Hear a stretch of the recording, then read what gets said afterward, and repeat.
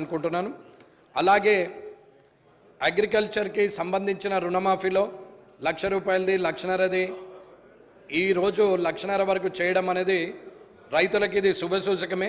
ప్రతిపక్షంలో ఉన్న ప్రభుత్వం వారు చేసిన మంచి పనికి రైతుల తరపున ధన్యవాదాలు తెలియజేస్తూ మిగతాది కూడా త్వరలోనే చేయాలని కోరుకుంటున్నాను.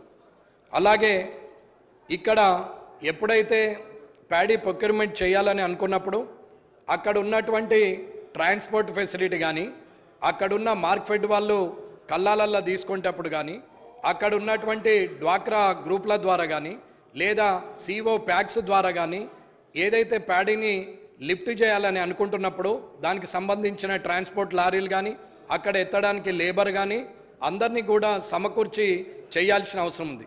గత 10 సంవత్సరాలుగా ఎప్పటి నుండో సెంట్రల్ గవర్నమెంటు ఈ ప్యాడీని కొంటూ వస్తుంది.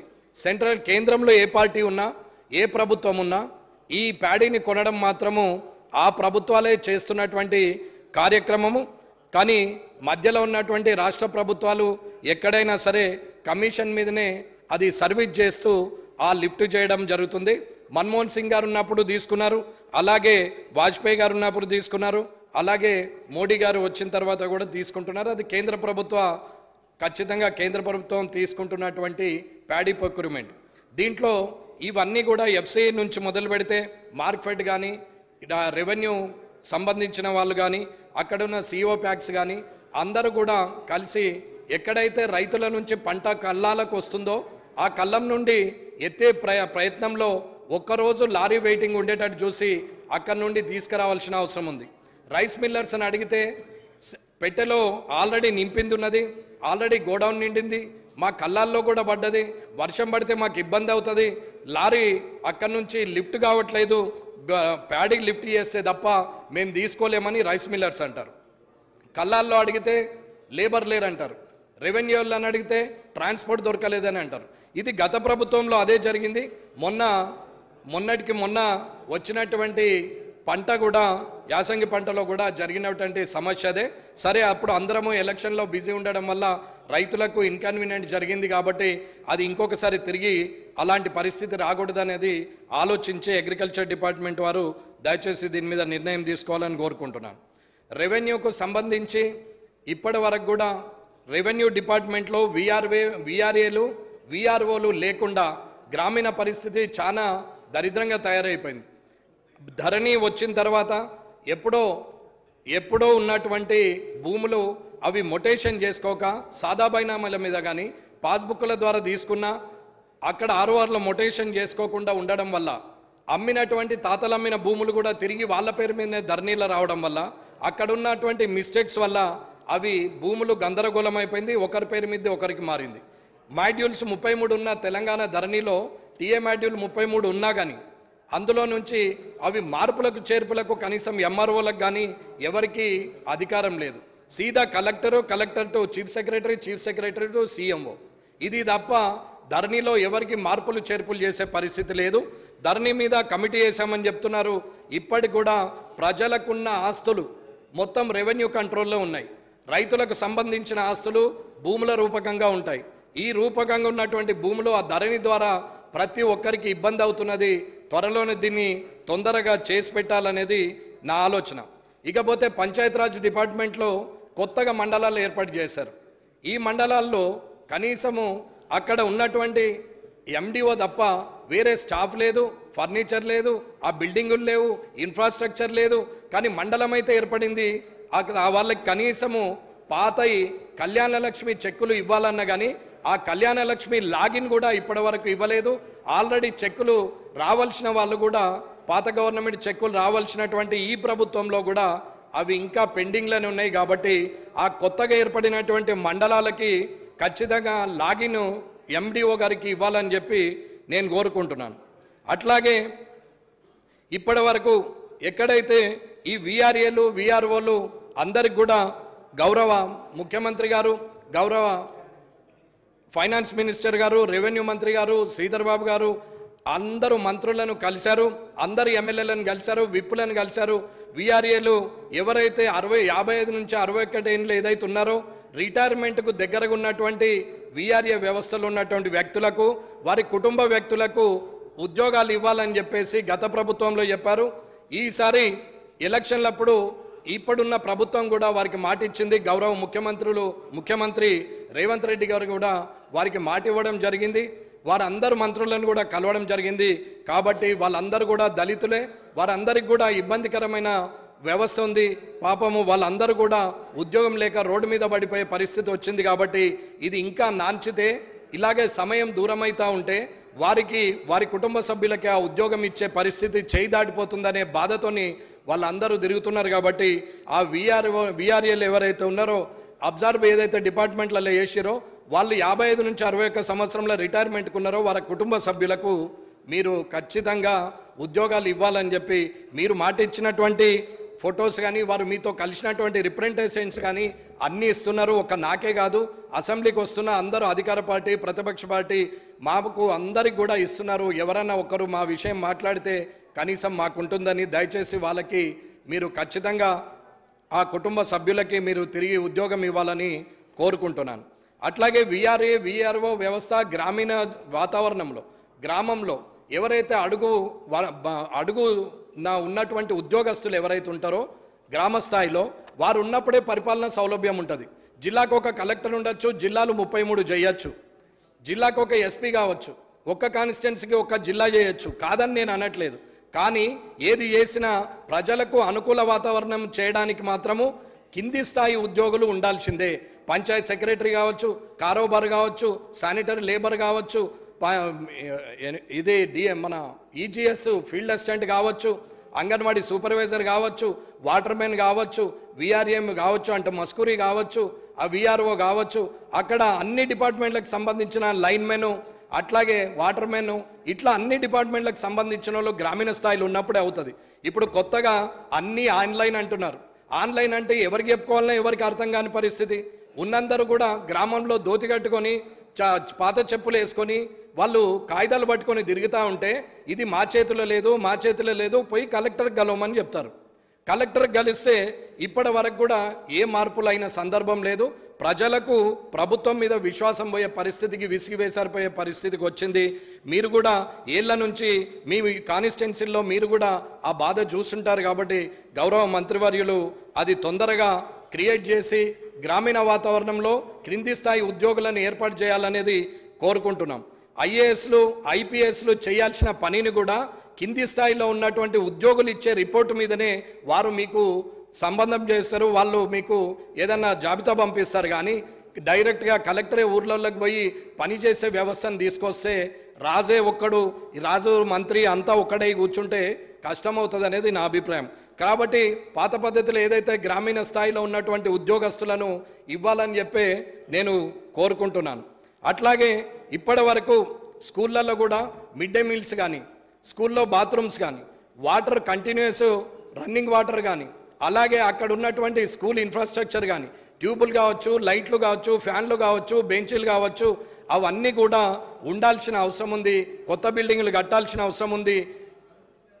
ఏదైతే ప్రైవేటు స్కూల్స్కు ధీటుగా ఈ స్కూల్స్ నడవాలని నేను కూడా కోరుకుంటున్నాను. నాకు కూడా స్కూళ్ళు ఉన్నాయి, కానీ నేను కూడా అవసరం పడితే ప్రభుత్వ స్కూళ్ళన్నీ ఆ స్టాండర్డ్కి వస్తే నా స్కూల్ను కూడా ముయ్యడానికి నేను సిద్ధంగా ఉన్నా అని చెప్పి నేను తెలియజేస్తున్న ప్రభుత్వంకు. ఖచ్చితంగా ఆ స్కూల్స్ను ఉచిత విద్య కింద గవర్నమెంట్ సెక్టార్లో ఉన్నటువంటి అన్ని స్కూల్స్ని ఈ స్ట్రెంత్ పెంచుతూ వారికి కావాల్సినటువంటి అవకాశాలను ఇస్తూ టీచర్లను మెగా డిఎస్సి ద్వారా తీసుకుంటూ అక్కడ ఇది లేదు అన్నీ అక్కడ ఉన్నాయి, అక్కడ ఉన్నటువంటి టింకరింగ్ ల్యాబ్ కానీ, సైన్స్ ల్యాబ్ కానీ, మ్యాథమెటిక్స్ ల్యాబ్ కానీ, అక్కడ ఉన్నటువంటి స్పోర్ట్స్ మెటీరియల్ కానీ అన్నీ ఉన్నాయి, కంప్యూటర్ ల్యాబ్ కూడా ఉంది. ఈ గవర్నమెంట్ స్కూల్లో లేదంటూ ఏం లేదు. ముఖ్యమంత్రి కుమారుడైనా, ఇక్కడ ఉన్నటువంటి బంట్రోతు కుమారుడైనా, అక్కడ వ్యవసాయం చేస్తున్న వ్యవసాయ కూలీ అయినా గవర్నమెంట్ స్కూళ్ళకే పోవాలనే ఆలోచనకు రూపకల్పన చేయాలని కోరుకుంటున్నాను. అట్లాగే ఫారెస్ట్ డిపార్ట్మెంట్కి సంబంధించి పోడు భూముల కింద ROF పట్టాలు ఇచ్చారు. దివంగత నేత రాజశేఖర రెడ్డి గారు అప్పుడు ROF పట్టా ఇచ్చినప్పుడు 2009లో డైరెక్ట్గా అక్కడ ఉన్నటువంటి ఫారెస్ట్ను వాళ్ళతో మాట్లాడి వారికి ఆ పట్టానిచ్చి వాళ్ళకు పొజిషన్ ఇవ్వడం జరిగింది. ఆ పట్టాలకు మాత్రము ఎప్పుడు ఫారెస్ట్ వాళ్ళు రాలేరు. కానీ గౌరవ కేసీఆర్ గారు ఇచ్చిన తర్వాత ROF పట్టాలు ఎలక్షన్ కన్నా ముందు ఇచ్చినప్పుడు దాని డాటా మొత్తము ఫారెస్ట్ డిపార్ట్మెంట్ డాటా మొత్తము ఎక్కడెక్కడ ఎంత ఎంక్రోచ్మెంట్ అయింది, ఎక్కడ ఎన్ని ఎకరాలు ఎంక్రోచ్ చేశారు, ఎన్ని పట్టాలు ఇచ్చారు, ఆ పట్టాలలో ఏండ్ల నుంచి పోడు భూములు కొట్టుకుంటూ వాళ్ళు తాతలు ముత్తాతల నుంచి అక్కడ ఉన్నటువంటిది అంటే 2005 తర్వాత ఎవరైతే నిజంగానే అక్కడనే ఉండి గత 60 సంవత్సరాలుగా ఉండి పోడుగోడు చేసుకుంటున్నటువంటి వ్యక్తులకు ఇవ్వాల్సింది పోయి అక్కడ స్థానికంగా కార్యకర్తలుగా ఉన్నటువంటి వ్యక్తులకు కూడా అవి ROF పట్టాలు ఇవ్వడం జరిగింది. అవన్నిటికి కూడా ఇక్కడ ఆధారాలు ఉన్నాయి. నేను వట్టిగా మాట్లాడితే ఇది అన్ని 33 జిల్లాలకు సంబంధించినటువంటి ఇది ఆధారాలు. ఖచ్చితంగా ఇది ఫారెస్ట్ డిపార్ట్మెంటు ఎవరైతే CCF ఉన్నారో మీరు ఒక్కసారి పిలుచుకుంటే మంత్రి గారికి అన్నీ తెలుస్తాయని చెప్తున్నాను. ఇకపోతే పోలీస్ డిపార్ట్మెంట్ అన్న మీకు రక్షణ ఉన్నా, మాకు రక్షణ ఉన్నా, గ్రామీణ స్థాయిలో రక్షణ ఉన్నా, ఆపత ఉన్నది అని అంటే ఫస్ట్ పోయేది పోలీస్ స్టేషన్. ఈ పోలీసులు మంత్రులు వచ్చినా, ముఖ్యమంత్రి వచ్చినా, ఎమ్మెల్యేలు వచ్చినా, అధికారులు వచ్చినా, IASలు వచ్చినా, ఎవరు వచ్చినా మనకు సెక్యూరిటీగా ఉండి మన ద్వారా తిరుగుతున్నటువంటి వారికి గత ప్రభుత్వం కానీ ఇప్పటి వరకు కానీ ఎవరు వారికి సరెండర్ లీవ్స్ ఇవ్వట్లేదు, వారికి DL ఇవ్వట్లేదు, TL ఇవ్వట్లేదు.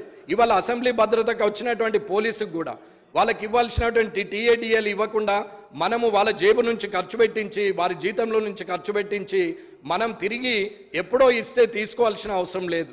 పోలీసులకు దాచుకున్నది ఏదన్నా ఉంటే అది ఆపత్కాలంలో పనిచేస్తుందని అనుకుంటే ఆ కానిస్టేబుల్ కానీ ఆ SIలు కానీ వాళ్ళందరికీ కూడా ఇబ్బంది అవుతుంది. కాబట్టి పోలీస్ డిపార్ట్మెంట్కి దయచేసి ముఖ్యమంత్రి గారిని, శాసనసభ వ్యవహారాల శాఖ మంత్రి శ్రీధర్ బాబు గారిని నేను కోరేది ఏంటంటే అన్న మన అందరికీ రక్షణ ఉన్నది. వాళ్ళు ఒక్కరోజు స్ట్రైక్ చేస్తే మనం ఏం చేయలేని పరిస్థితి. వారు ఒక్కరోజుకి మానేసి అందరూ ముదురుకొని కూర్చుంటే మనం ఎక్కడో పరిగెత్తాల్సిన పరిస్థితి. ఆ పరిస్థితి రాకుండా చూడాలా, వారికి తొందరగా ఇవ్వండి. ఖచ్చితంగా ఏవైనా ఇంకా వేరే యాప్ అయినా సరే పోలీసులకు మాత్రము అది ఇచ్చేయాలని చెప్పి నేను కోరుకుంటున్నాను. పోలీసులు అంటే నాకు ప్రేమ ఉన్నదనేది కాదు, కానీ పోలీసులు ఇస్తున్నటువంటి భద్రత వల్ల వారు అభద్రతా భావానికి ఆర్థికంగా ఉండద్దు అనేది అధ్యక్షుల ద్వారా నేను మంత్రివర్యులకు తెలియజేస్తున్నాను. కాబట్టి అలాగే ఇప్పటి వరకు జోనల్ ప్రమోషన్స్ ద్వారా ఏవైతే జోనల్లు పెట్టిరో, ఇంతకుముందు ఆదిలాబాద్ నుంచి ఇటు మెదక్ వరకు ఉండేది, అక్కడ ఆదిలాబాద్, నిజామాబాద్, మెదక్ అనుకుందాం. అలాగే ఇప్పుడు ఏమైంది, కామారెడ్డి నుంచి అటు కరీంనగర్, సిరిసిల్ల, రాజన్న సిరిసిల్ల జోన్ చేశారు.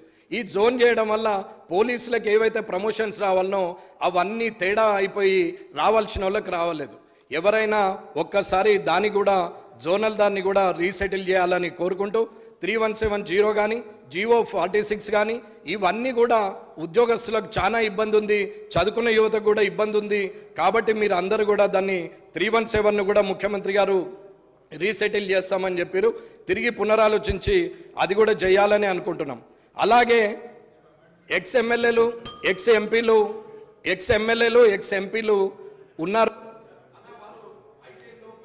అంటే 2 టర్ములు 3 టర్ములు చేసిన వాళ్ళు ఉన్నారు.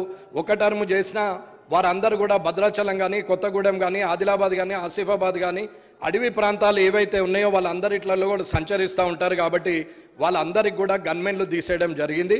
కానీ రేపు కూడా మనం కూడా మాజీలమైతుండొచ్చు, మనకు కూడా అటువంటి పరిస్థితి వచ్చినాడు ఇబ్బందిగా ఫీల్ అయ్యే పరిస్థితి వస్తుంది. కాబట్టి మీరు ఖచ్చితంగా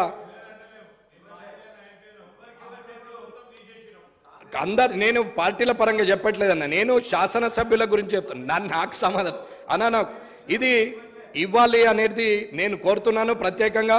అన్నది ఖచ్చితంగా అక్కడ ప్రాంతాల్లో చాలా ఇబ్బంది ఉంటుంది. కాబట్టి వాళ్ళందరికీ కూడా తిరిగి గన్మెన్స్ని ఇవ్వాలి అన్న. ఉద్యమకారులు, ఉద్యమం చేసినటువంటి వ్యక్తులు ఎవరైనా సరే, అది కోదండరామ్ గారు కావచ్చు, పిడమర్తి రవి గారు కావచ్చు, వీళ్ళందరూ నాకు ముఖాముఖిగా పరిచయం లేదు. కానీ ఏండ్ల తరబడి 14, 15 సంవత్సరాలు, 20 సంవత్సరాలుగా తెలంగాణ కోసం కొట్లాడినటువంటి వ్యక్తులు రాజకీయ లబ్ధి కోసమని కాకుండా తిరిగినటువంటి అటువంటి వ్యక్తులకు కూడా రేపు పొద్దున ఇబ్బందులు అయ్యే పరిస్థితి ఉంటుంది. కాబట్టి నేను ఉద్యమకారులకు కూడా ఇవ్వమని చెప్తున్నాం తప్ప వారికి ఉన్నటువంటి పరిస్థితులను బట్టి ఒకసారి ప్రభుత్వం పునరాలోచించాలనేది నేను కోరుకుంటున్నాను. అట్లాగే అన్న, ఒక్క చిన్న అధ్యక్షుల వారి అనుమతితో ఒక 2 నిమిషాలు అధ్యక్షుల వారి.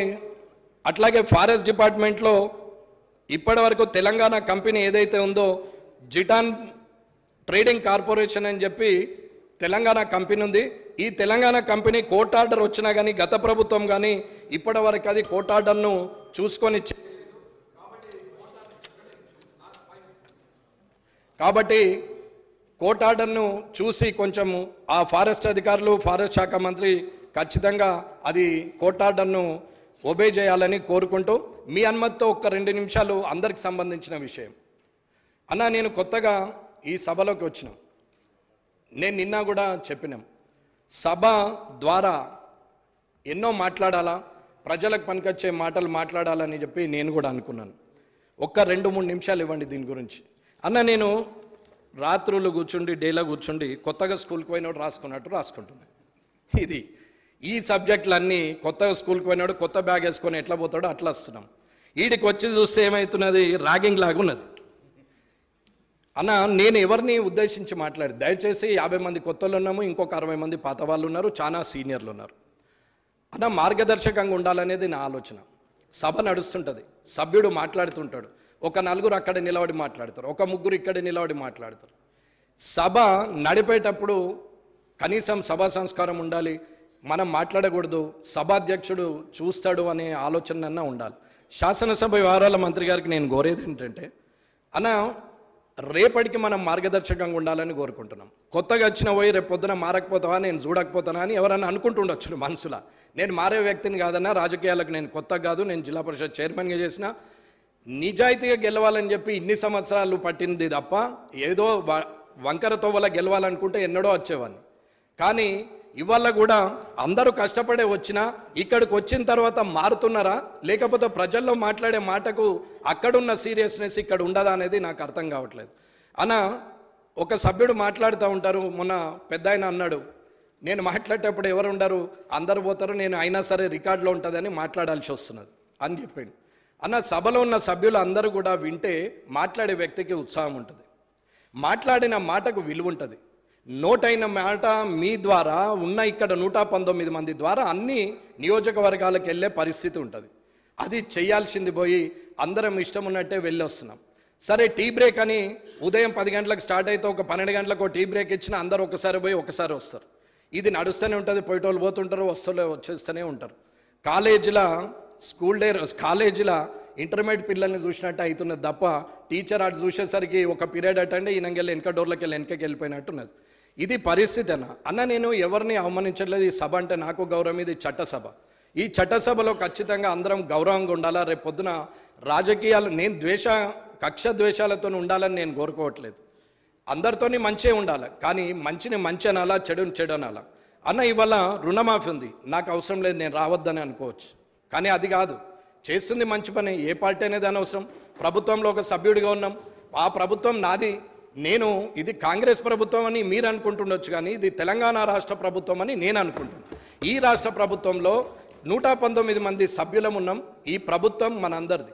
ఈ ప్రభుత్వం చేసే కార్యక్రమాలల్లో పోవాలా, కూర్చోవాలా. అక్కడ సోనియా గాంధీ గారిదో, రాజీవ్ గాంధీ గారిదో, రాహుల్ గాంధీ గారిదో మీరు ఫోటో పెడితే మేము వెళ్ళొచ్చేస్తుండే. కానీ అక్కడ ముఖ్యమంత్రి గారిది ఉంది, అక్కడ వ్యవసాయ శాఖ మంత్రి గారిది ఉంది, ఫైనాన్స్ మినిస్టర్ది ఉంది, కానీ ఇంకేది లేదు. అంటే ఇది రాష్ట్ర ప్రభుత్వము అని అనుకుంటున్నాం. మీరు కూడా అలాగే ఆలోచించమని చెప్తున్నా తప్ప నేను వేరే దాని గురించి ఏం మాట్లాడట్లేదు. తిట్టుకోవడం ఎంతసేపు అన్నా, సెటైర్లు 100 వేస్తాను నేను కూడా, బయట నా అంత సెటైర్లు ఎవరు వేయనేయ్యరు, కానీ నేను అట్లా వేయను. ఎందుకు అనంటే మాట మాట్లాడడం, అరవడం, ఎదుటోళ్ళ మీద కామెంట్ చేయడం, అక్కడ మాట్లాడుతుంటే ఇక్కడ అడవడం, ఇక్కడ మాట్లాడితే ఇక్కడ అరవడం అనేది నడుస్తూ ఉండాలి రోజులు. ఏం లాభం, ఏమవుతుంది అనేది నా ఉద్దేశం. ఇకపోతే ఇప్పటి వరకు కూడా సభ గురించి నేను తప్పుగా మాట్లాడలేదు. ఇది కూడా నేను ఎందుకు మీ ద్వారా నేను ఎందుకు చెప్పాల్సి వస్తుందంటే, నేను మీడియా పాయింట్ మీద మాట్లాడినాం, ఇక్కడ మాట్లాడలే పరిస్థితి లేక, అంటే అలవాటు కావాలి. ఒకసారి ఇక్కడ మాట్లాడితే రెండోసారి నాకు స్టార్టింగ్ ట్రబుల్ ఉండదు కాబట్టి, సరే అక్కడ మాట్లాడినప్పుడు కనీసం మార్పు వస్తుంది అనుకున్నాం. పేపర్లో వచ్చింది, నన్ను నేను ఏదో గొప్పగా అనుకుంటుండేమోని మీరందరూ అపార్థం చేసుకుంటారేమోని నేను ఇందులో మాట్లాడడానికి మళ్ళీ చెప్పాను తప్ప ఇంకా వేరే ఉద్దేశం లేదు. ఎక్కడైనా ఏదైనా సరే ఇది ఒక్కసారి గౌరవ శాసనసభ్యులందరూ కూడా మనం రేపటి మనం ఉంటాం పోతాం, రేపు పొద్దున ఎంతోమంది ఉన్నారు, ఎంతోమంది రాజకీయ నాయకులు వచ్చారు. టక్కన చెప్పమంటే 5-6 పేర్లకి ఎక్క చెప్పలేం. ఆ 5-6లో మనముందాము అనేది మన ఆలోచన. ఆ 5వ 6వ నంబరో 7వ నంబరో 10వ నంబరో మనం ఉండాలనేది ఆలోచన తప్ప ఏం లేదు. ఈ 2024 నుంచి ఏదైతే ఈ శాసనసభ ఉందో ఈ 3వ శాసనసభ ఉందో ఇది ఎల్లకాలం తెలంగాణ ఉన్నన్ని రోజులు, తెలంగాణలో జనం ఉన్నన్ని రోజులు, ఈ శాసనసభ ఉన్నన్ని రోజులు ఈ 119 మంది గురించి గొప్పగా చెప్పుకోవాలనేది నా కోరిక. ధన్యవాదాలు. డాక్టర్ పర్ణిక చిట్టెం.